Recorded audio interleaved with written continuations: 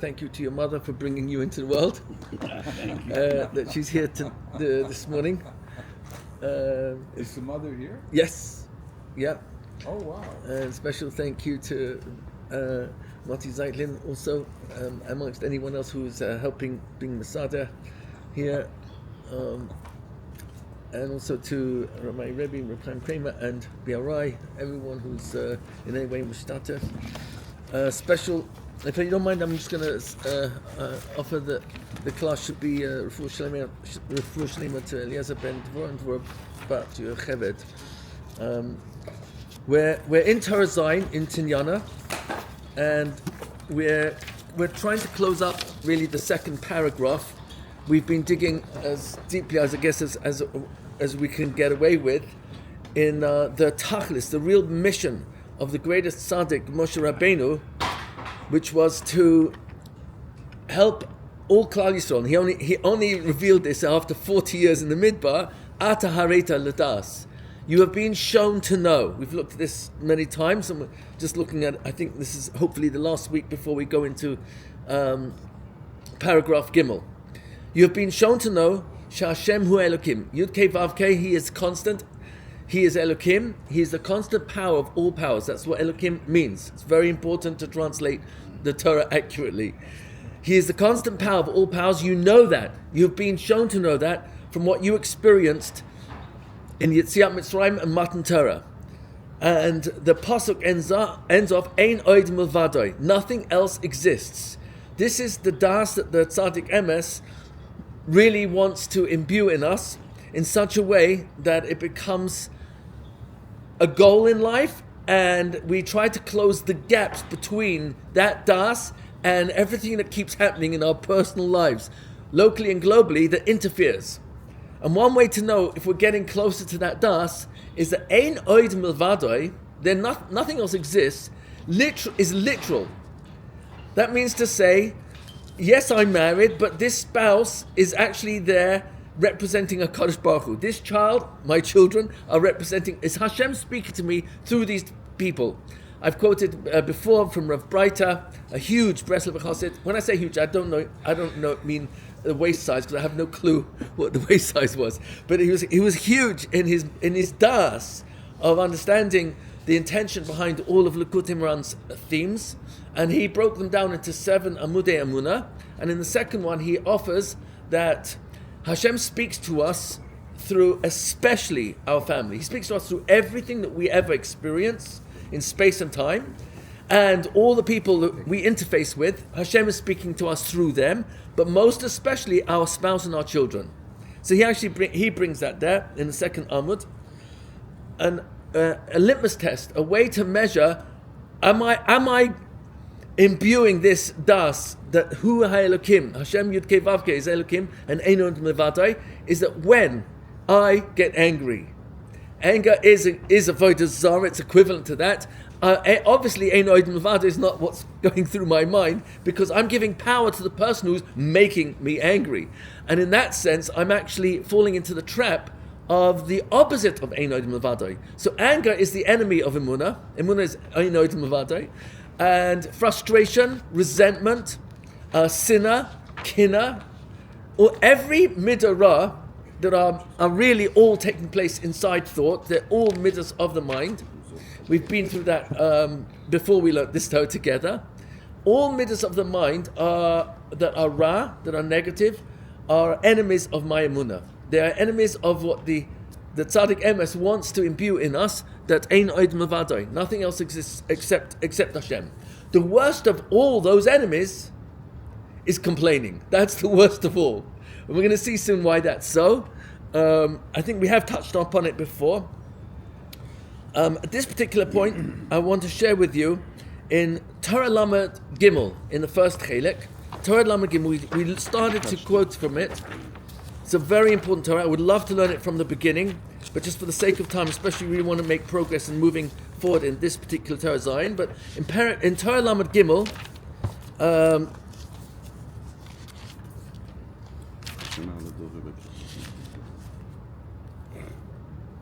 we started looking a little bit about something. I'm going to ask you if we could look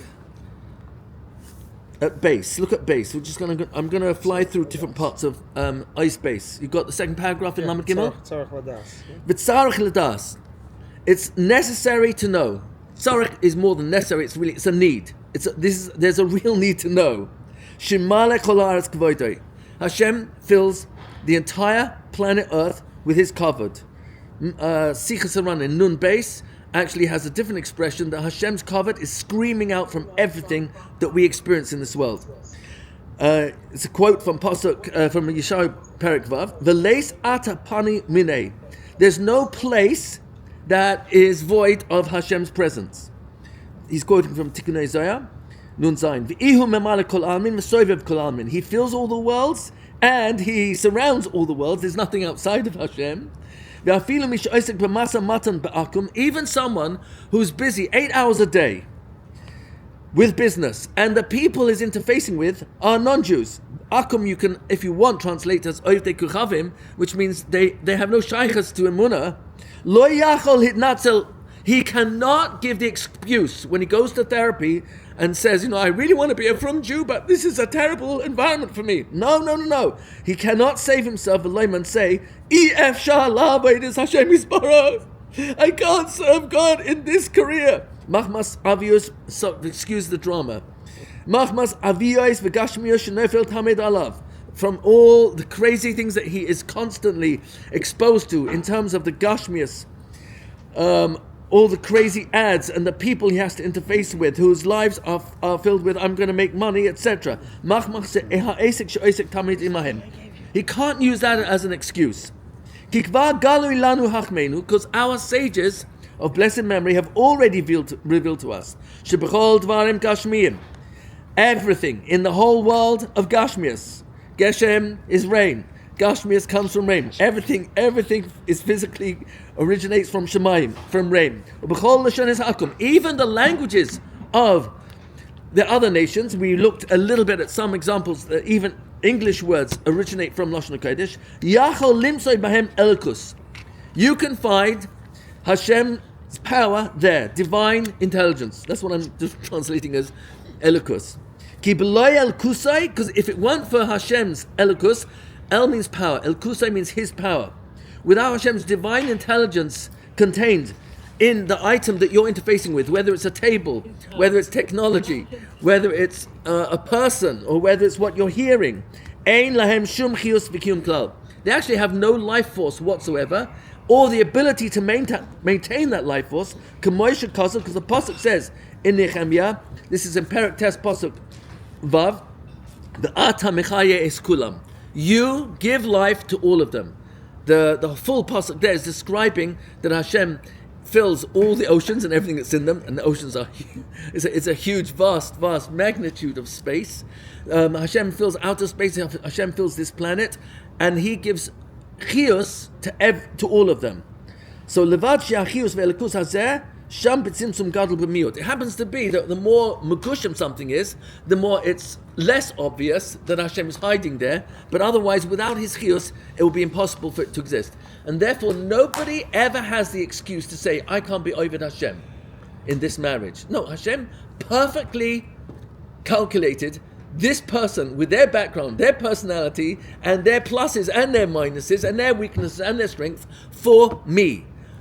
These children Hashem has blessed me with, I did not choose their neshamas. Hashem chose them. And even if you want to say on a neshama level, we actually did choose them, doesn't make it enough gemina. My bechira is to blossom where I'm planted.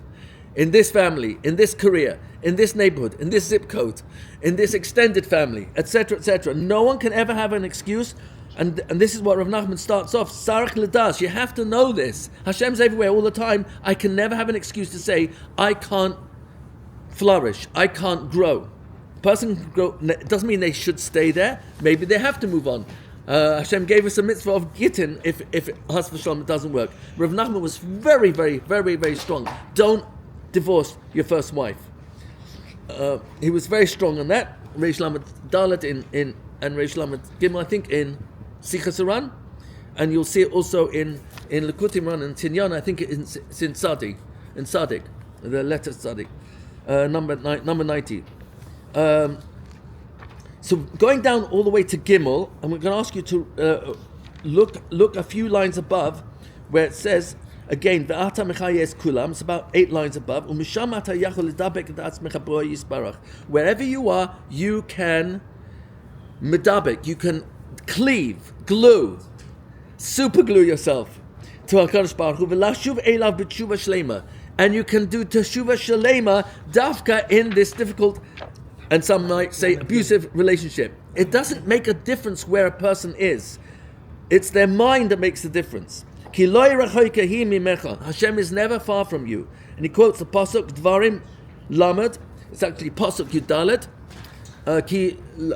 What's the pasuk say there? Lo yirachoyka hi mimecha. Lo b'shamayim hi. That's exactly right. Kikaro ve'elecha adava. This item, which actually Rav Nosson is quoting look at Ramban. So it's a machlokes, if you want to call it a machlokes. I'm not sure if there really is any real machlokes there, but Rashi is saying this is going on Torah. The Torah is never far from you, and Ramban is saying it's going on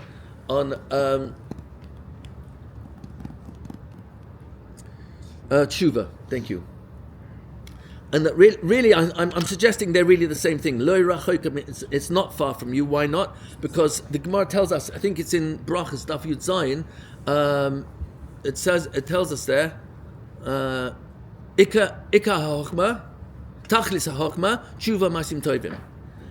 And Rashi points out, chochma is referring to Torah. So the whole purpose of Torah is that I do teshuva. So it comes out that it's really not a machlokes between Ramban and Rashi, because the whole purpose of this item, tshuva, learning Torah, is extremely close to you. Where is it? It's in your mouth. Just say, I'm sorry, Hashem. Say the words of Torah. Each one of it is nitzkes. And it's in your thoughts, to do it. It's never far from you. So Rav Nachman is quoting that pasuk, Davka,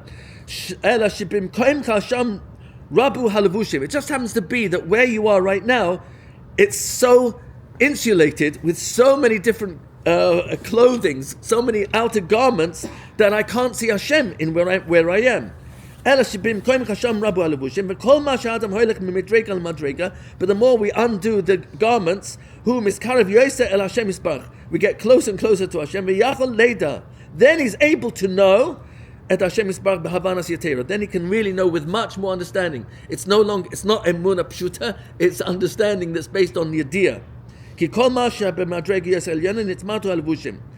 The higher we go, the levushim fall away more and more and more. The closer we get, so to speak, to Ein Sof, until Ein Sof, we'll never get to Ein Sof. Ein Sof is Hashem himself, the Ein Sof. And the more light we are able to expose ourselves to, the more we take away the dark coverings. Then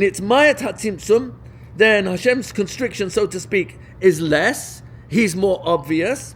Then we get close to Hashem. Here's the key words I wanted to come to.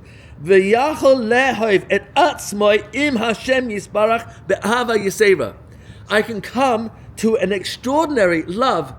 And here it says, of oneself.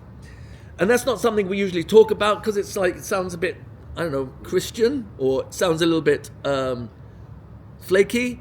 But no, if we are really, truly chelek elokam mima'al, then the true love I ought to have for myself is for the fact that I am an extension of HaKadosh Baruch Hu. The Ramak, Moshe Kadorva, gives an astonishing moshel.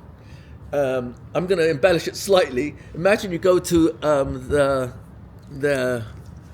what's the name of the Louvre in Paris? You go to the gallery of art there, and I'm not suggesting you have to see the moaning Lausa, whatever her name is, but it's got about 17 layers of paint. Leonardo da Vinci was an astonishing designer and inventor, as well as incredible artist.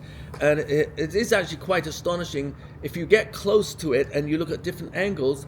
She's always looking at you, and at different angles you can actually come to the conclusion she's sad or happy. I'm not going into that now, but the point is that the Moshe Cordova gives an astonishing example of, let's say, an artist, a master painter, is hiding behind the painting, and people are coming to admire the painting, and some people are astonished by this incredible work of art, and others who maybe don't have that much of a appreciation and haven't really fine-tuned their ability to pay attention to the extraordinary details in this painting, they will actually denigrate the painting. So there's nothing special about that at all, and they walk away insulting it. Now, Moshe Cordova, blessed memory, asks a very interesting question: how does the painter, who's actually the master painter he's hiding behind, no one can see him, how does he feel when someone admires his painting? He says, good. He has good taste. But how does he feel when someone insults? What a pathetic attempt at a painting, and says some unkind words. How does the painter feel? He might not feel so good, or he might have such a strong self-impression of his own self-esteem. Actually, I've got very poor self-esteem. It's not a very good one. But it could be that this master painter really has a very strong self-esteem, and so he knows that it's a work of art. So he actually feels sorry for the guy who doesn't appreciate it. You can't see, haval on you. So it says Rav Moshe Cordova, every human being is Tzelem Elokim. A Jew has an astonishing level of Tzelem Elokim that we've been privileged with, having stood at Har Sinai and be Zera Yisrael. But the fact of the matter is, that's what he says is real Avas Yisrael, that our Ava for others, and therefore also for ourselves, is that I'm a Chelek Elokam Mimal. So how can I insult me? How can I insult others? So there's hispait to this, when I can talk about Hashem with my weaknesses and my mistakes, and some of them are real avonos. I've really, really messed up, but not to pull myself down, but actually to ask Hashem, help me, love me, because you're inside me. So Rav Nachman is saying here, "V'yachol lehav et atzmai im Hashem yisbarach be'ava yisera." He didn't put the full stop. I think in America you call it a period. He didn't put the period after the word yisbarach. He says be'ava yisera. Now you can have an extraordinary love for yourself. And we talked about this, I think, last week, that the main emunah that Rav Nachman was pushing when Rav Nosson was shocked when Rav Nachman said this, is the main emunah that one is lacking is my emunah in myself. And he explained it a little bit more. The emunah that I'm lacking is that I don't really trust implicitly Hashem loves me.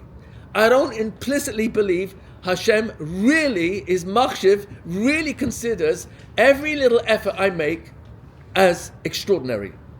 And especially in the last generations, or generation before Mashiach, the narrative, I'm no good. The narrative, I'm damaged. The narrative, I'm scarred. The narrative, there's no hope for me. This is all exactly 180 degrees opposite to the message that Rav Nachman is showering us. Ein shum yish ba'olam klal. It's an illusion. And if someone tells you no, depression is real. I know people who've killed themselves from depression, committed suicide. They're in lunatic asylums because of depression. Rav Nachman is here to tell us it doesn't start that way. It's an illusion.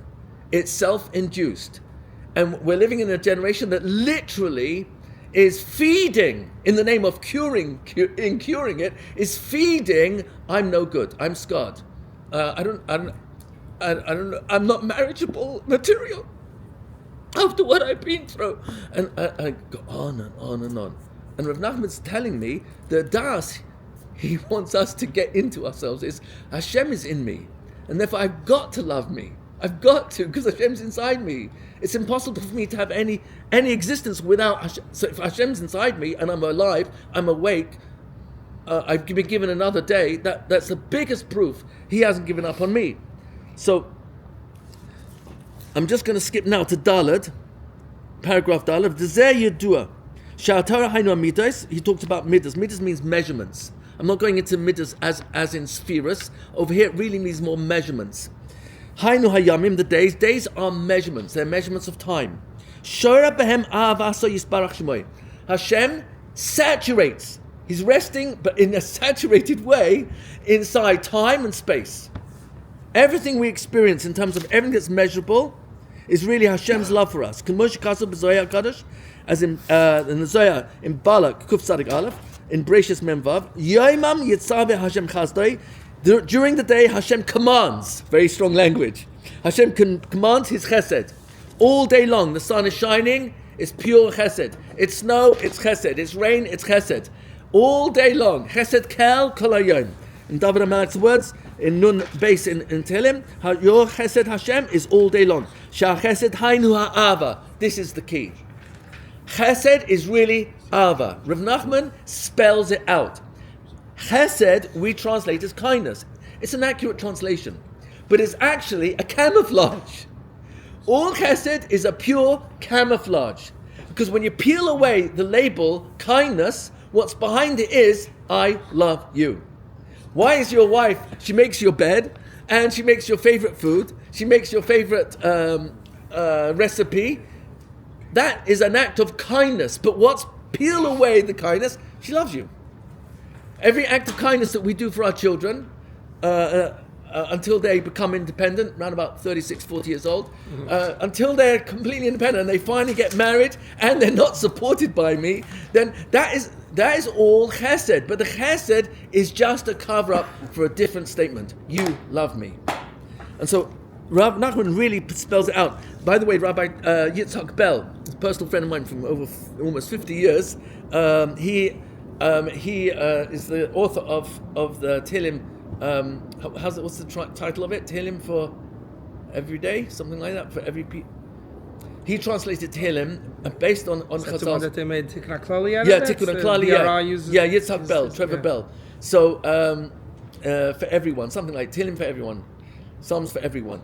So I use his translation a lot, because I see that he was very, very careful to identify what does Rashi, Radak, Mitzudas, and other Rishonim say is the actual taich. So he often completely avoids the Christian-based translation. So it's very, very helpful. And almost every time that he translates the word chesed, it's love. Because Rav Nachman, that's how he's telling you is the definition of chesed. Chesed is really love. Chesed, hainu ha'avash, k'moshe kasuf. Now he brings a text proof, and we did quote this before. Yirmiyahu Perek Lamed Aleph Pasuk Beis. Avas olam haftich. I have loved you, and avas olam.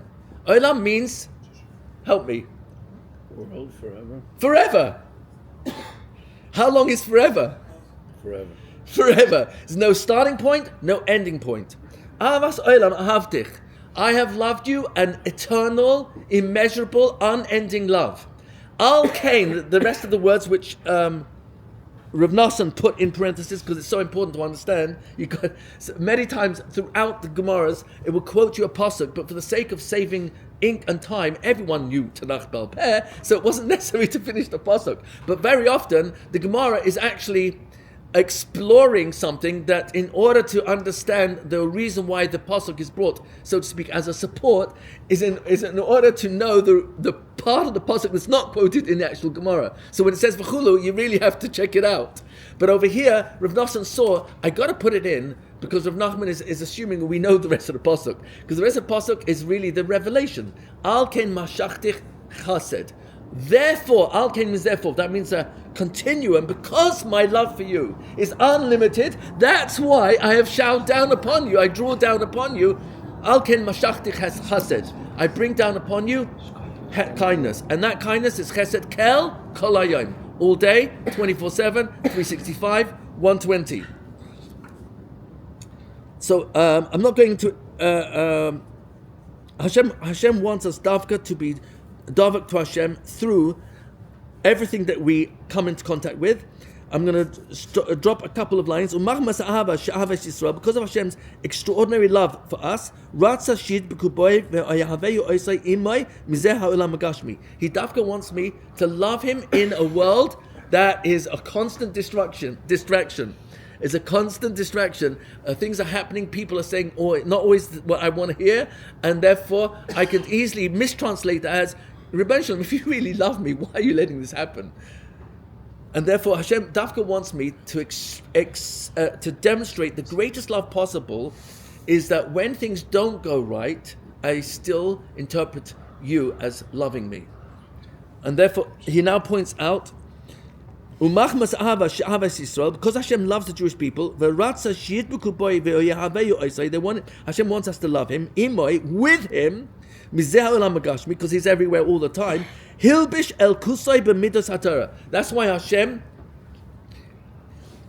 clothed His midas, His measures, in the Torah. And which Torah are we talking about? We're talking about Tariq mitzvahs. Tariq mitzvahs are the headlines of Kol HaTorah Kula. Ki Hashem isbarach shia b'daso she'al yedei ha-mitzvah zois nuchal lahasik oisoi. So when Hashem says Ata hareta las through Moshe Rabbeinu, I've shown you because I gave you Tag Mitzvahs at Har Sinai, and this is what you've been studying for the last 40 years. That's what we were doing all day. I shouldn't say all day because the Rambam son of Ram ben Moshe, in his Sefer Maspik Loiv de Hashem, in chapter 10, which is the name of that chapter is Hispoidus. This is a Rishon. So he talks about Hispoidus Chitzoni and Pnimi. Chitzoni, he says, refers to external Hispoidus, is when you're alone with Hashem outside. And he's referring to the mountains and valleys, forests, away from people. And the Pnimi is the extent to which I start to really take seriously the only thing that exists is me and you. Really, you and me, Hashem and me. And that all the rest is a brilliant camouflage, clothing on the outside, to cover up Hashem's talking to me through everything that I experience, everything I interface with.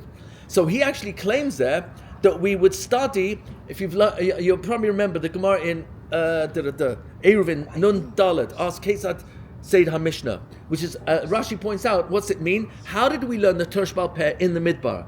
So he points out that Moshe Rabbeinu would teach one Ptucha Stuma, it's not a chapter, it's really like a paragraph inside the Sefer Torah. You know, there's gaps in the Sefer Torah where there's a gap all the way of a margin, all the way to the end of the margin. That's called Ptucha. It's open all the way. Stuma means that there's text at the beginning of a line, gap, and then text at the end of the same line. So the Ptuchas and Stumas, the purpose of those paragraphs was in order for Moshe Rabbeinu to be mispoinen on the Torah Sheba'al Peh Hashem gave him at Har Sinai, so that he knew what to teach Klal Yisrael. That's the first Rashi in Vayikra Perek Aleph Pasuk Aleph. There's 2 times Rashi brings out that the purpose of those Ptuchos and Stumos is for Moshe Rabbeinu, and therefore I need to learn a Kal V'chomer from Moshe Rabbeinu, who's called a Hedyot. Why is he called a Hedyot? Because in comparison to Hashem's Das, Moshe Rabbeinu was a Hedyot. So Kal V'chomer, how much more so to us that we should be mispoinen on the Torah Sheba'al Peh. How did that work? Moshe Rabbeinu would teach in his tent just to Aaron HaKohen what that paragraph Ptuchot Stuma with the Torah Sheba'al Peh on that. Then Aaron moved to the right side, and his sons came into the tent, and Moshe Rabbeinu taught the same paragraph with the Torah Sheba'al Peh. They moved to the side, and then the Zkanim came in. Then they moved to the side, and then Klal Yisrael came in, all the Shvatim. After that, Moshe Rabbeinu, who had already spoken 3 times the Torah Sheba'al Peh in front of Aaron, and 2 times in front of his sons, and once in front of the Zkanim. Now the Shvatim came in, and they heard it from Moshe Rabbeinu, and now Moshe Rabbeinu stands to the side, and Aaron tells over the same perek, the same paragraph, with the Torah Sheba'al Peh in front of Moshe Rabbeinu, so that if there's any misheard it, didn't hear it right, Moshe Rabbeinu was there to correct him. Any kashas people would have, Moshe Rabbeinu was right there. And then Aaron moved to the side, and his sons taught the same perek, the Torah Sheba'al Peh, on that perek, on that parasha, Ptucha and Stuma. It actually is called a parasha, but we usually call a parasha the weekly parasha, but that's really called Sedra, but I'm not going into that now. But the point is, says Avram ben Moshe Maimon, the son of the Rambam, that in the mornings, this is how we learned the Torah Sheba'al Peh. Then V'shinantam levanecha, which correctly translates not as teach but repeat. Repeat the Torah Sheba'al Peh you heard from Moshe Rabbeinu, Aaron, his sons, and the Zkenim to your children. And the rest of the day, what were they doing? He says something astonishing. We went out of the Machaneh into the Midbar and had his spiders with the HaKadosh Baruch Hu. And what are we doing there? Rebbeinu Shalom, I just learned Basar B'Chalav, help me. Help me to be aware of state situations. I just learned Kibbut Av V'Em. Help me to be aware of the opportunities of Kibbut Av V'Em. Please don't make me mess up on Kibbut Av V'Em. It's a huge, huge mitzvah. And everything that we learn. So Tariag mitzvahs is the manifestation of Hashem's Ratzon in the Torah. And each mitzvah is a measure. I'm not going to into now, but Rav Nachman gives when he gives an example of tefillin, it's very precise. How big, how small, and how many parshas, what words to put in the parsha.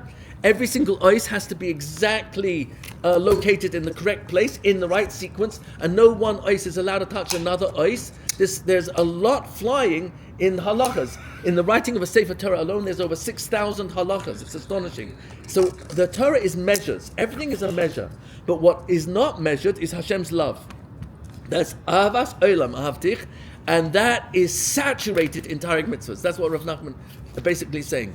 Tariq mitzvahs is one big excuse for me to realize you love me ad ein sof. So the last line before paragraph Hey, Ki aza yitgale ahava shebadasoi. Hashem is revealing His Ava in His Das. What's His Das? The Tariq mitzvahs.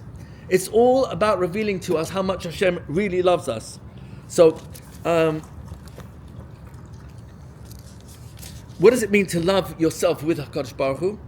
What does it mean to love yourself with Hashem? That's what Rav Nachman is asking us to do. So, let's figure out, what does Hashem love? Does He love tzedakah? Also, I'm going to love tzedakah. Does He love mishpat? Also, I'm going to love justice too. Oh, do you love chesed? Yeah, Hashem's only chesed. Good, so I'm going to love chesed too. Whatever Hashem loves, He loves us, then I've got to love me. And I'm after Recha Kamocha applies to me too, because it says L'Reacha. I'm also a Jew, so I have to love me too. So Lo tisna et achicha bil vavecha. I'm also a Jew, and I'm not allowed to hate me. I'm not allowed to hate me. So even though I'm down on all the mistakes I made in the first marriage, the second marriage, the first set of kids, the second set of kids, I messed up with my health big time. But Hashem says it's never too late to start again. Start again. So because His love is unlimited. So if His love is unlimited, then there's no time or place that I can't reconnect, even if I think I'm far away. How far away is Hashem? Teshuvah, one hearer, it's one thought away. How far away is reconnecting to Torah? It's right in my mouth. Say the words. Say the words. So, does Hashem love Torah? Ooh, Hashem loves Torah. Okay, so I have to love Torah. Does Hashem love Tefillah? Yes. In fact, Moharan Brachas Davav, I think, tells us that Hashem actually davens Himself. There's a whole tefillah there from Rabbi Shmuel Kohen Gadol. What is that tefillah? So Hashem loves tefillah. Oh, so I'm going to love what you love. So that's what I think Rav Nachman is telling us to have. He wants me to love whatever Hashem loves. Who does Hashem pray to? Sorry? Who does Hashem pray to? Good question. He's really praying to himself, because he actually says there, Yehi Ratzon Milefonai, that my rachamim should be miskaper over my kaas. My Why don't you just do it? What? Sorry? Why don't you just convert it? So I think what might be being communicated here is Rabbi Shmuel Kohen Gadol, when he was in the Kodesh HaKadoshim, and he had this so to speak revelation of Hashem as tefillah. Hashem wants us to understand that His rachamim is Ein Sof, and therefore no matter what I might do to Has V'Shalom cause Him Kaas, I should believe that everything matters. Every little effort I make, Hashem is going to say, good, you're helping me increase my rachamim over and above my kaas. Rabbi Yitzhak Chutner in Pachad Yitzhak, he has a fascinating insight. He says, the Kohen Gadol in the Kodesh HaKadoshim, how long is he there for? Not very long. If he would have one Hesach Hadas or one Hiur over an Aveira, he would die on the spot. So you have to be really well trained in controlling your mind that you don't let anything else in except Kodesh Baruch Hu. So he's in the Kodesh HaKadoshim, and one of the things, he only asked for 3 or 4 items. One of them is, Rebbeinu Shalom, after the Chag, and it starts raining, and the roads are going to get really muddy, and it's going to slow down the people returning. Please don't listen to their tefillahs when they say, don't make it rain, it's all muddy. So the Moharan says, what is going on here? There's so many things to daven for. That's on the list, and it's a short list. You're only there for a few moments. So he answered something I thought was like mind-blowing. Who is it? Who is this Yidel who's walking home and it's all muddy? It's a simple Jew. Says Reb Chutner, it takes the greatest man on planet Earth, the Kohen Gadol, in the most holy place in the universe, the Kodesh HaKadoshim, in the most holiest of time, Yom HaKippur, to stop the smallest request from a Jew. My shoes are going to get all muddy. My wife's not going to be happy when I get home. Please, can you hold off the rain till I get home? And that's a phenomenon. That is what Rabbi Shmuel Kohen Gadol, I think, was telling us when Hashem says, I want you to know, I daven, but I want you to know that so that you understand the power of tefillah. You are here to change my mind. You can't change God's mind. Yes, that's the system he set up. And Rav Nachman understood this fully. The Tzaddik Emes, Moshe Rabbeinu, understood this fully, and that's why he knew he would not stop, because he knew tefillah works. Period. It works. It took Hashem to tell Moshe Rabbeinu, Perek Gimel going into Perek Dalet in Parshas Vayeschanan, Al taber elai, oid b'davar hazeh. Don't say one more word.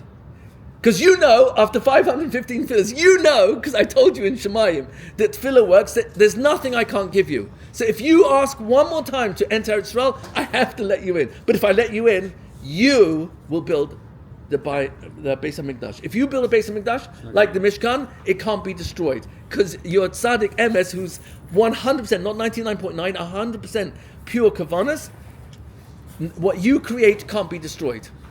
And therefore, Hashem says, do you want me to let you in? And if I do, you'll build the Beis HaMikdash, and then I have to destroy the Jewish people and not Beis HaMikdash when they are disobedient. Moshe Rabbeinu backs off because he knew the power of tefillah. So, what we learned a little bit last week in Ataharet Ladas is Ein Oid Milvado really means that I have to almost close my eyes to this world. Why? Because this world is one huge distraction. In fact, Rav Hershel pointed out last week, that when we say Shema Yisrael, Hashem Elokeinu, Hashem Echad, it's all one. Yud Kei Vav Kei is Rachamim, Elokeinu is Din, but it's really Echad. It's all the one source. It's only coming from you. You put me in this family for the good and for what seems to be not good, but really it's coming from you. If it's coming from you, it's pure Ava. If it's pure Ava, there can only be L'tachlis HaTov. It must be I can really grow a lot here. And if I run away, if I escape this marriage, I escape this this neighborhood. But if I take the same mind with me, what am I growing? What lessons did I take with me? So says the Kadosh Baruch Hu, please, I put you here, grow. Yosef Tzaddik is stuck in jail, he grew. Stuck in Potiphar's house, he grew. Wherever you put me, help me to grow. So we say Shema Yisrael, and we cover our eyes, and we close our eyes, and we cover our eyes. It's like a double wrapping, because and when I say Echad, I really, really want to try and hook into the message that everything that's happening around me is really coming from you. And so, because my eyes lie, my eyes are lying all the time. My eyes lie because I think that this person's trying to hurt me, and Hashem's saying, Rietti, I just don't get you. If I show you what you're in debt with all your aveiros, And I'm trying to give you a discount by giving you a little bit of irritation from this person over here who's insulting you. Yeah, but it's my wife. No, but it's my son. It's my daughter. Hashem says, I'm trying to help you not have to pay the price in Gehenna. I'm trying to help you become a stronger you while you're in this world. Please let go of what your eyes see and what you think you hear. Cover your eyes and say, Shema Yisrael, Hashem Elokeinu, Hashem Echad. You're the only one that's behind this. My eyes are always lying. It's a big problem. I've got it, and the news is always lying too. Most of the news is mostly sheker, and the little bit that's true, I could probably live without. But the big problem is, from HaKadosh Baruch Hu's perspective, and we say in Eicha Perek Gimel Pasuk Lamed Ches, Mipi Elyon Lo Teitzeh Harois. The bad stuff is not coming out of Hashem's mouth. I create that because of my interpretation. So we got great tzaddikim like Nachum Mishkamzu, who he was not blinded by this world. And Rav Nachman tells us that we need emunah, that this is an illusion. There's a few places he tells us. We quoted it inside a few weeks ago in Nun Aleph in Sichas Haran. Rav Nachman tells us, got a daven that I should not be fooled by this world. Please Hashem, don't let me be fooled by this world. This world is brilliantly designed to fool me. It's a setup. It's just a test. It's just a test. The people in my life are just there to squeeze me, not to hurt me. God, you sent them to squeeze me. It's not them. It's you. So who's the person I should be going to? Don't keep going to therapists and mental health practitioners unless they're showing you to look for God.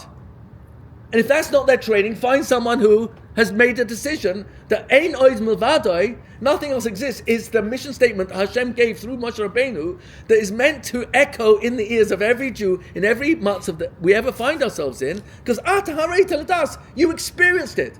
And when the neshama, whether it's in therapy or whether it's from a parent or from a spouse or from a child, when the neshama hears, you, God, are talking to me through this person, now the neshama gets excited. Because Kolzman, I'm blaming people, complaining, if only I had been born in a different family. If only I had a better Rebbe, Mara, and I'm blaming all the people in my education. And it's just absurd. Because all I'm doing is delaying growing up. I'm delaying becoming who Hashem wants me to become, because if he's squeezing me, that's the biggest act of confidence. He knows I can squeeze out of myself the good that's in me. But Kolzman, I keep blaming, complaining, denying, excusing, accusing. I'm just delaying my own growth. And in some cases, Hashem says, look, Rietti, I'm done with you. I'll give you another chance in the next Gilgul, but I really hope you do better than now. And I don't want to come back down again. So then get it right now. And Hashem doesn't give up until after 120. So Rav Nachman in Torah, in Sichas Haran, Nun Aleph, he's quoted there, don't let this world fool you. It's a few places. In Sichas Haran, in Vav, it famously tells us the Yetzer Hara is like light beams. And I think, oh, it's real, it's beautiful, it's a light. And I try to grab it. I think I've got it in my hand. Grab it again. No, it's just a light beam coming from the sun. If reflecting through the window, there's nothing there. And it says all the taivas of this world are like those light beams. Don't run after them. Let go. Move on. Because the only thing to really run after is the true light. And that's the or of Hashem that is expressed through his tzaddikim, his Torah, his mitzvahs. That's where Hashem wants me to focus, because that's where we feel our growth. That's what we actually experience. I'm growing because I'm davening to you, and we're doing it with pshitas, we're doing it with tamimus. No hidden agendas, just as is. In Sichas Haran, Reish Chaf Beis, I'm going to go through this quickly because I've got lots still to cover in the last 15 minutes. Rav Nassan points out there that someone once complained to Rav Nachman that he was really suffering from his emunah. He's going up, down, in and out. So Rav Nachman told him words of such comfort that whenever he struggled, he remembered this nechama, and it was a pure nechama. It was completely settled him down. What was that nechama? So Rav Nachman interestingly said the whole purpose of Bereshis Bara Elokim Es HaShamayim Ve'es Haaretz, the whole purpose of creating the entire universe and this planet, was for a Jew to struggle with emunah and be miskaber And that's already worth the whole universe. If you want to look at it inside, Reish Chaf Beis, there's a few copies here. Reish Chaf Beis. Shemati b'shmoi shetibeim ish echad shehaya loy bilbulei emunah. A person that was confused with emunah. V'chizek tois Rabbeinu Zal. Rav Nachman gave him chizok. V'amar loy, and he told him, she'ita, there's a, he quotes here from Sefer of Yaiba, al Pasuk Gracious Bara. Shekol hithavus Ma'aseh Bereshis, the entire existence, the creation of Ma'aseh Bereshis, hayarak b'shvil mashit safa Hashem yisbarach, is only because Hashem was expecting sheyiyu anashim shiyu lahem yisurin. There's going to be people who suffer b'inyan haemunah hakadosha, machmas habilbulim v'hakfirus ha'elim al machshavasam rachman al. There's going to be people in the world who will suffer from their confusion with regard to emunah in Hashem. They will fight against these thoughts. They'll get strengthened. So the person who's suffering and struggling, he actually is giving a reason for why Hashem says, oh good, it was worth it. It was worth it all. Yes. Sorry? Means that now he's actually giving... That's a good point. Yeah, I think you could argue that. He becomes a partner, so to speak. He justifies. He becomes a partner. That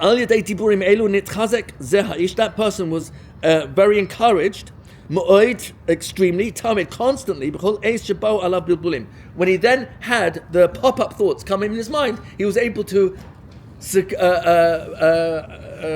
hold them down and not let them take over his mind because of this comfort. I don't have to worry, because you, Hashem, no matter how many mistakes I make, the mistakes are the reason why you put me here. So I could deal with the mistakes. There's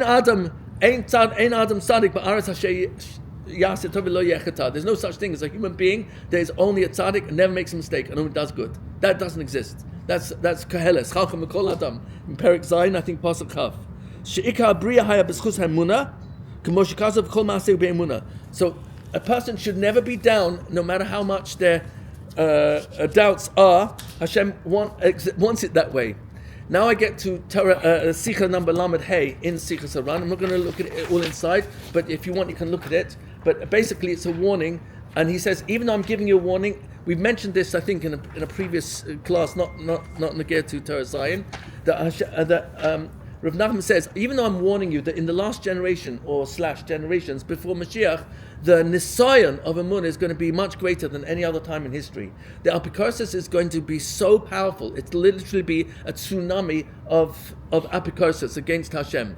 And we actually can see that coming up. Besides the Haskalah movement, but today you have a serious movement that is making the claim, and this is being taught in the schools. Evolution is being promoted as the actual history of the development of mankind, and we don't actually come from an Adam Rishon. No, we are either from apes or whatever amoeba they want to claim we originate from, and there's still no missing link. The whole theory is a pure theory, and it makes no sense logically. Any veritable science will tell you that. Scientists, I've actually shared with you some of the evidence of that. It's really mad. But they're worse than that. They're even claiming that maybe you're not a male, maybe you're a female, and you shouldn't decide now because you're too. You can make a choice later. And children are being taught this in school, in kindergarten.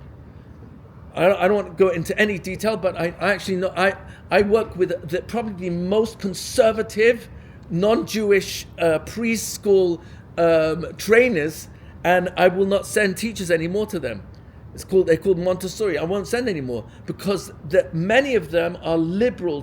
Became so liberal that they actually tell teachers who are in training that you mustn't call children boys and girls. You have to call them people, because they haven't decided yet which gender they are. It takes a Donald Trump to tell everyone publicly, if you've got a certain male organ, that makes you a male. If you haven't, then you're a female. Duh. So, but that's they're promoting assisted suicide. They're promoting let's not. It's a waste of real estate to bury people in the ground, burn them, cremate them. They're promoting every evil that is based on a premise. There's no sanctity of life. Because there's no sanctity of life, we get to decide what's called alive and what's called dead. And if a child after 24 months is not desired by the parents, then disposing that child is not called murder, it's called abortion. The child's alive, he's 2 years old. They're trying to come up with new definitions of when's alive, because when you remove God from the equation, everything's permissible. So the atheism, removing God from the equation, is so crazy rampant that Rav Nachman is warning in Torah, in Sicha Lamed Hey, I'm warning you now, you've got to strengthen yourself in Emunah, because that's the only rope that you can hold on to when God is going to shake the world. That's the only rope that you're going to be able to hold on to. And this is not to frighten, on the contrary, it's actually to make us stronger for it. So Tamimus, Pshitas, which we talked about last couple of weeks, this is what Rav Nachman is screaming. He even admitted of himself in Torah Ayin Ches. One day maybe we'll see it, the famous Torah of Prostik, where he says, I came to all my madrigas from simplicity. And even the sophistication of fasting, he said, I regret doing so much fasting, because if I'd known that the fast track would have been hisbeitus, I wouldn't have to compromise the physical health of my body by so much fasting. I would just spend all that time davening to HaKadosh Baruch Hu, because there's nothing I can't get from hisbeitus. So, and that was with Pshitas and Tamimus. According to Baal Turim, I'm going to share with you, Eila told us Noach, Ish Tzadik Tamim. We've seen this pasuk before. Noach walked with HaKadosh Baruch Hu. He was called a Tamim. Now remember who he was. He was considered the most brilliant man in history. He was the first inventor of the plow. He invented a number of other farming utensils that really changed the world. Now agriculture was much more efficient thanks to this one man. So he was held in the highest esteem. So when he's seen building a box on top of a mountain, and when asked, what are you doing?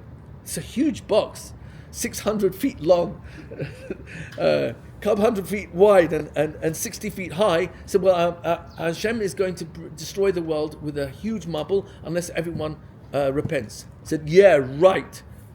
Since when do you listen to the weather and says, look, if people don't stop all this crazy promiscuity in Los Angeles, then there's going to be 20 inches of snow. It doesn't work like that.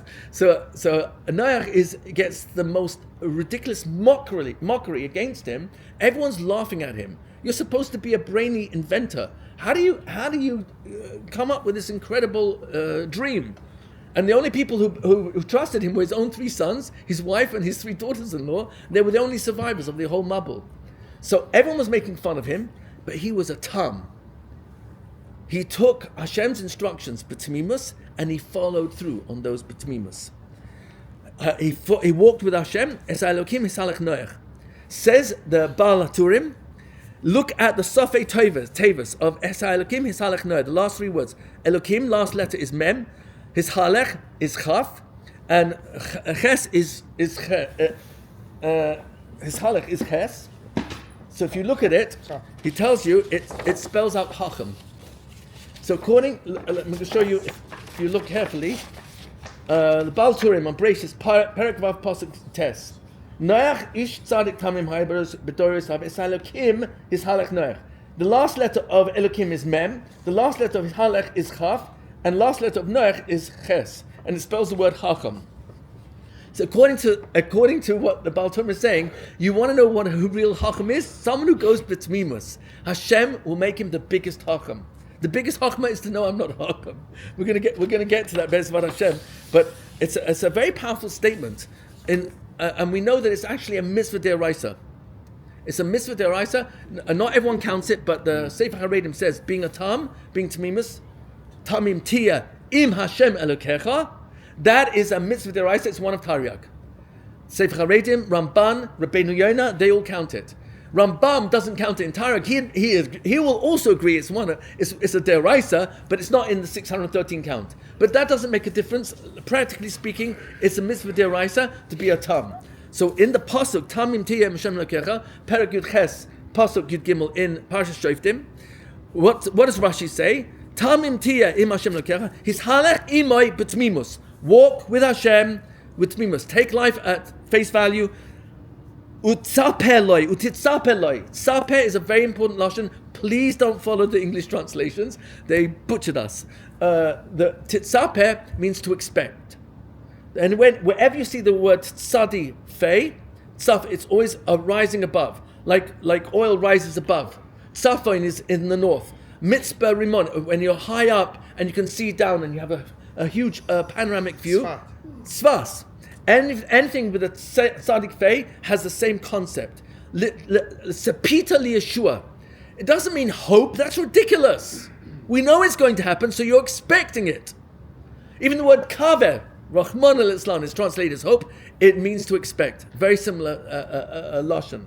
Kaver comes from the word mikveh. Mikveh comes from kaver. When you go into mikveh, you don't hope to come out tahor. If you've got no chatzitza, you expect to come out tahor. That's what tzafon. It means we expect. We expect. Yes, we know. And if I don't see the answer to my tefillas, it's like the Oviv Shomer Sadover. Yes, he's waiting. He's waiting. He knows it's going to happen. It just doesn't know when, but he's waiting for when it will do. Yes. So what's it mean to go with tamimus? Expect Hashem to come through for you. Do not speculate tomorrow. The future. Don't speculate. New York is done. We're finished. Go with tamimus. You still got mitzvahs to do. Don't waste your mouth on politics. If you have to hear it, find a way to turn it around. Rav Nachman was huge. He was so big that his own brother Yechiel couldn't understand. He was broken. That on Shabbos and then Motzei Shabbos, they're talking about the news and the politics and who's winning which war. And Rav Nachman is listening to all of this, and his brother couldn't take it anymore. Said, "What's going on here?" And Rav Nachman, what he did, he spent the whole night with his brother, telling him what was going on in those conversations. Meaning, he would turn it into Torah. He did this all the time with his Talmidim. Motzei Shabbos, he would ask them, "What's news?" And then he would turn it into a Torah. Sometimes he would say, "Oh, that reminds me, where are we up to in Sipuri Maisius?" And he'd weave it all in. It was astonishing. He was helping us see that whatever you're exposed to, Hashem's hiding right there. There's nothing you can't turn into Torah. There's nothing you can't find Dveikus in. And therefore, I should never say, "You know what? I can't learn here. I can't learn in this class. I can't learn it in this school. I can't learn in this yeshiva." If you're a big masbid and you love learning, you'll figure out a way.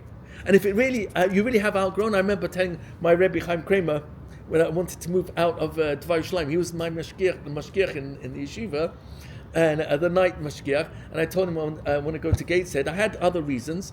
The biggest reason actually was I was just going to make an excuse that I was going to Gateshead, but in between the two, I would go to Uman, and he helped me get there. I remember having that discussion with him, but he said if you do stay in Gateshead, what you have to ask yourself is, have you outgrown everything that you can get from Dvar Yerushalayim, which was the yeshiva I was in before? So it was a very big limit to me. It's a very simple question: have I really outgrown everything this yeshiva has to offer me? And if the answer is no, so squeeze a bit more. But otherwise, I've got to watch out. What am I running away from? So that's something to seriously consider. So comes along Rashi and tells me, don't speculate the future. Be a tam, not in yesterday. Don't speculate and dig up yesterday. Ha'ava ayin, it doesn't exist. It's gone. Ha'atid adayin, it hasn't happened yet. The future's not happened yet. Ha'ova keref ayin, and what's happening right now is already over. Blink of an eye. So that's Rav Nosson quotes this from Pele Yoetz. We've shared it before. Daigim Anayim. So where's there room for worry? Hashem, you're running the world. Why am I worrying? As soon as I realize I've got worry, I should let go of it. That's what Hashem wants me to do. Elakol mashi yavo alecha. This is still the same Rashi on Tamim Tiyeh Hashem Elokecha. Whatever happens to you, Elakol mashi yavo alecha, kibel b'tmimus. That's what it is. What it is. Move on. Now, don't say, okay, now I can't learn. Now I can't daven. Now I can get on with life. If you do this, you'll be with Hashem and you'll be in His chelek. He's actually. It's interesting. This is. I'm quoting Rashi on in Shoftim. Perek Yud Ches Pasuk Yud Gimel. Yeah, Tamim Tiyeh M'Shem Elokecha. And what's it mean to be with Hashem and be with His chelek? So in the ultimate selection, I don't want to call it a selection, but that's what it really is. In the ultimate selection of life and death, at Tchias HaMesim, which is going to take place after Mashiach comes, it's in Perek Yud Beis, Pasuk Aleph through Gimel in Daniel. He tells us there that at Tchias HaMesim, Rabim Mieshnei Admas Afa, many, not all, but many people who are sleeping in the ground, meaning they're dead, Yakitsu, they will rise up. Eile L'chaya Olam, some of them will rise up and they'll be judged for eternity. They'll live for eternity. Ve'eile L'charafois L'diroin Olam, and the others will have eternal derision, eternal shame. So Rav Nachman is telling us, you want to be with Hashem and His chelek. I'm warning you now. The rope is going to be it's going to be shaken very, very hard. The atheism is going to be very, very strong. Please hold on tight. Don't let go. Rav Nachman himself is quoted, I think in Siyach Safei Kodesh. I didn't check the Shosh, but I'm sure it's well known to you. He said the Mashiach will die. When Mashiach comes, he's going to die. There's going to be a Mashiach Shel Yosef and a Ben Yosef and Ben David, and it's going to be that's going to be a huge Nisayan. Because the first thought is, oh good, now Mashiach's coming, and he does. With his mouth, he actually wipes out our enemies, but he's going to get killed. And when he gets killed, what's going to happen to our emunah? So says Rav Nachman, nothing changes emunah. Nothing circumstantial changes emunah. Hold on tight, because then there's going to be a huge arousal amongst the Yidden throughout the whole world. Are we still going to be the Am HaNivcha? Or is this the end? Now we lost our Mashiach? And those who will hold on tight and not let go of the rope, that they will experience the Mashiach ben David. So hold on tight, don't let go, no matter what. Those who are maskil, they're smart, they use their seichel, and they will shine like the brightness of the sky. And those who try to bring the rabbim back to Torah, is referring also to Milamdei Tinokes, Kochavim le'olam vayed. They will be like the stars forever. So that's a very important, it's a very famous pasuk, Perek Yud Beis pasuk Aleph through Gimel in Daniel, of what will happen at the end of days.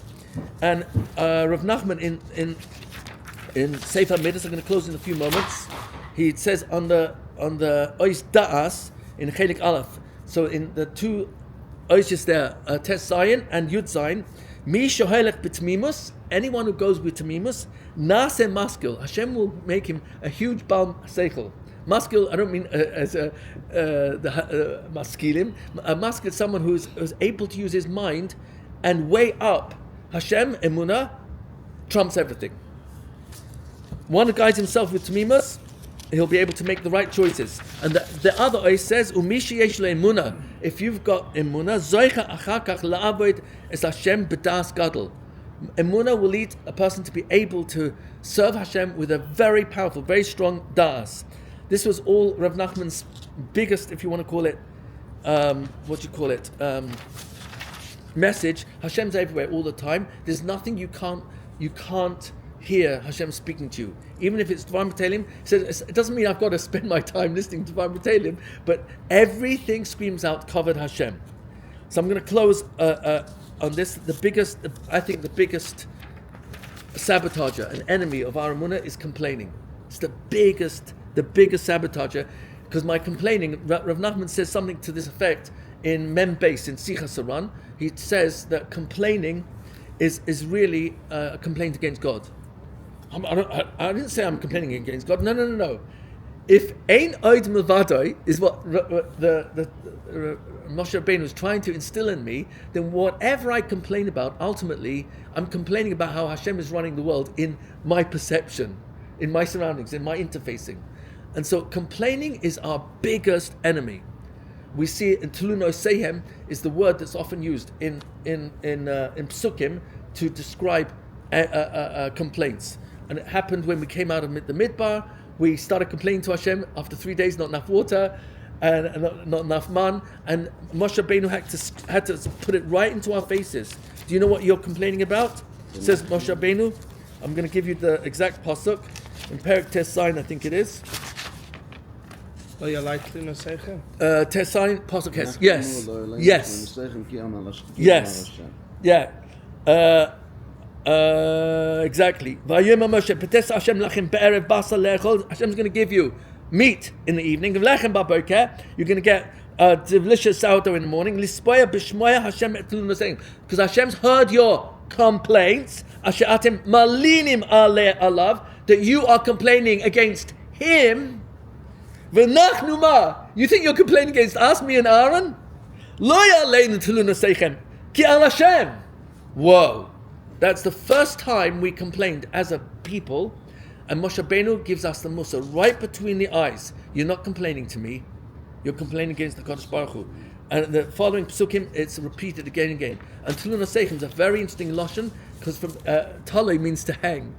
Lan, when you're hanging something, you're hanging it outside of yourself. It's not my fault, it's your fault. When I blame my wife, blame my spouse, blame my children, blame my mother-in-law, my father-in-law, blame my siblings, blame my upbringing, the zip code, it doesn't make a difference. When I fall into the world of blaming, I am blinding myself from Ein Oid Milvado. Hashem's speaking to me through these people. So what does Hashem have to do? Turn up the volume of the Yisurin, that maybe now I'll listen, maybe now I'll get it. And then when I go into another session and complain even more about this person, and whoever it is I'm complaining to empathizes, oh, this is really, really very, very painful, I'm so sorry for your pain, and validate my pain. Don't validate my pain. As long as you need to empathize, but get me out of it ASAP. Get me out as soon as possible and ask me, do you believe in God? Do you believe in God? Yeah. I'm a frum Jew. Okay, so do you believe in Moshe Rabbeinu? Yeah, of course. Well, when he told you, Ata hareta ladad, you know this, you experienced it. Ki Hashem Elokim, Hashem Yudkei Vavkei Elokim, Ein Oid Milvado. So where's this really coming from?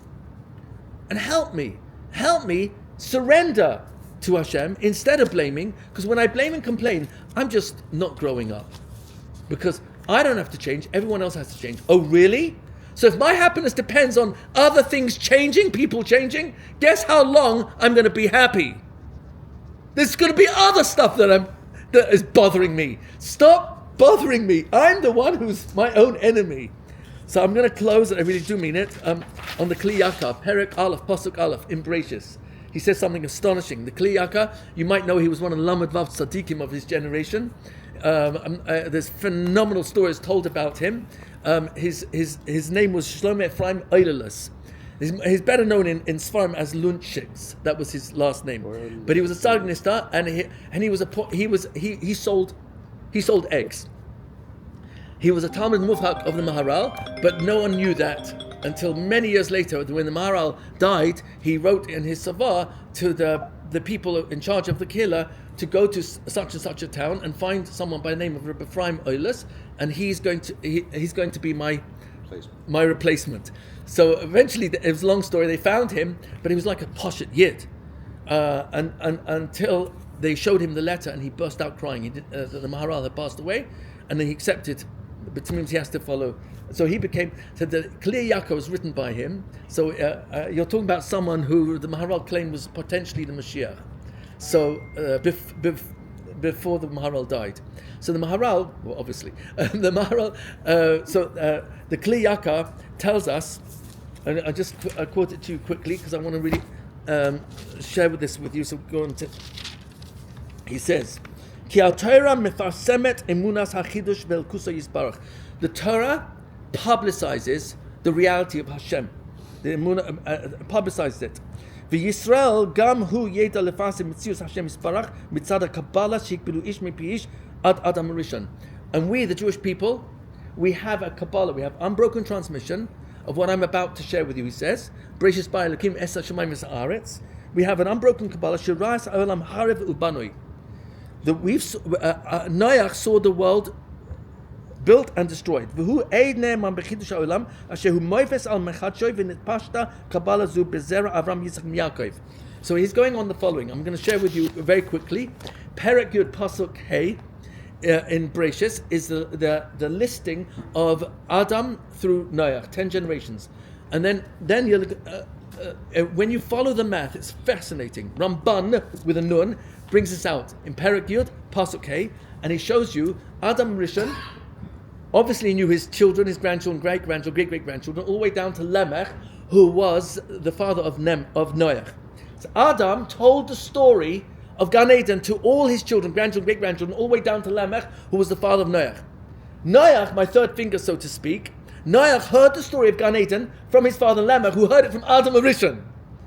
Noach survives the Mabul, and he tells this story, now the two greatest events in world history, Gan Eden and the Mabul, to everybody, his entire generation, but especially Avram Avinu, who he knew for 39 years. Sorry, he knew him for 58 years. Seder Olam, Rabbi Yosef ben Chalafta wrote Seder Olam. He gives you a sequence of all the events and dates from Brias Olam till the writing of the Mishnah. Rabbi Yosef ben Chalafta tells you that Avram Avinu knew Noach for 58 years. He studied with him for 39. I actually decided, because many people say, where is that? I said, it's in Sefer Yasha. Vayhi Avram beveis Noach shloshim v'tesha shanim. He lived by Noach and learned by him for 39 years. Avram Avinu, represented by my fourth finger, so to speak, is separated from Adam Rishon by 2 generations. Avram Avinu heard the story of the Mabul directly from Noach, who heard the story of Gan Eden from his father Lamech, who heard it from Adam Rishon.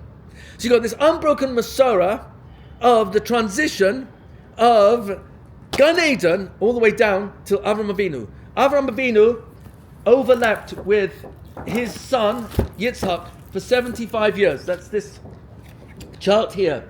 So Yitzhak hears the story of the Mabul and Gan Eden from his father Avram Avinu, and Yaakov, his son, who overlapped with Avram Avinu and Yitzhak for 15 years, heard the same story. By the way, who was the Rosh Hashiva of Yaakov Avinu? Shem. Shem was in the Teva. So you got another chain of transmission. So I'm in the same Ramban, Perek Yud Pasuk Hey. It gives you this transmission of, we've got unbroken transmission, not only from Sinai, that's obvious, but even from Brias HaOlam, all the way down till Har Sinai. You've got this unbroken transmission. Yaakov Avinu goes down to Mitzrayim and tells all his sons and even Paro and all his men about, ministers, all about this unbroken Masorah from Adam down to him. Yaakov Avinu, represented by my fourth finger, because Avram, Yitzchak, and Yaakov overlapped. So that is counted as almost like one generation. So Avram Avinu is only separated from Adam Rishon by 2 generations. Yaakov Avinu goes down to Mitzrayim and he teaches everything he knows to all his children, but especially Levi, Kahas, and Amram, represented by my fifth finger. Amram is the father of Moshe Rabbeinu. Moshe Rabbeinu is only separated by 4 doros from Adam Rishon. This is Chazal. Seder Olam, you'll find it also in Pirkei Rabbi Eliezer, Perek Chavav, and you also find it in Gemara in Bava Basra, which talks about 7 generations overlap from Brias Olam till Tchias HaMesim. Because Eliyahu is still alive today, and he was a Talmud of Achia Hashiloni, who learned under Moshe Rabbeinu. And if you go with Pinchas, who Eliyahu, then it's even more obvious why it's only 7 generations. Because Moshe Rabbeinu is the 6th generation. So from Adam till Eliyahu is only a span of 7 generations. The point is, we've got unbroken Masorah, starting from Adam Rishon all the way till today. And at Har Sinai, you've got millions of witnesses who saw. So Atahareta Ladas is literal. It's 100% literal. And all the emunah I do need to have when I don't understand the Kadosh Baruch Hu, and things happen that it's hard for me to fathom, and I might fall into doubt. That's exactly why Hashem put me into this world, because the struggle makes the whole Bria worth the struggle. In the source of knowing that Tamimus and Pshitus is really what Hashem wants us to have, and His Tzadikim Amitiyim are the ones who teach us that this is the way to go. Don't be smart, and a Chacham and speculate about the past. Don't go there unless you can pull really good lessons that make you stronger moving forward. But don't go there if it makes me bitter and resentful and hate my parents. You gotta be joking. Really? But Hashem gave me the parents. I'm rejecting the parents Hashem gave me, so who am I rejecting? Hashem, you know what? If only you consulted me. Let me show you how my life should have gone. Give me a break. Be a Yosef Atzadik. Be a Sarah Imenu. Be a Leah. Be a Rivka, whose father was Besuel. Be a Rachel and a Leah, whose father was Lavan. Be a Rivka, whose father was Besuel. Be Sarah Shnira, who's married once, divorced. Second time married, divorced. Seamstress. She didn't get all down and say, I've got nothing to show for myself. I'm a nobody. She was focused on Rebbeinu Shleilam. We have a problem. None of our girls know how to be strong in their emunah.